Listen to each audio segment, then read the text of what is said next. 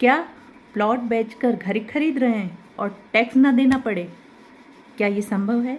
हाँ, यदि आपने प्लॉट बेचकर घर खरीद रहे हैं तो आपको कुछ कंडीशंस के साथ इनकम टैक्स में छूट मिल सकती है।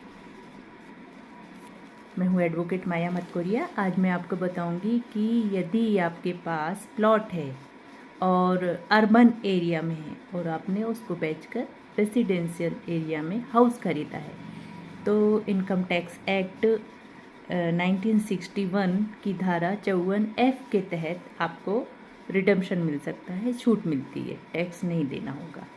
और यदि आपने प्लॉट बेचकर प्लॉट खरीद रहे हैं तो उसमें कुछ कंडीशंस के तहत कुछ केसेस में यदि अर्बन एरिया का प्लॉट है और आप अर्बन एरिया में ही खरीद रहे हैं तो आपको टैक्स लगेगा। और यदि प्लॉट बेचकर खेती की ज़मीन खरीद रहे हैं तो भी आपको टैक्स लगेगा। और यदि आप खेती की ज़मीन बेचकर मकान खरीद रहे हैं तो कुछ कंडीशन में, कुछ नियमों के तहत आपको इनकम टैक्स में छूट मिल जाती है।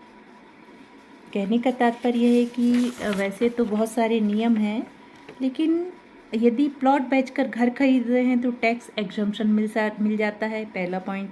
दूसरा, प्लॉट बेचकर दूसरा प्लॉट खरीद रहे हैं तो टैक्स लगेगा ही लगेगा।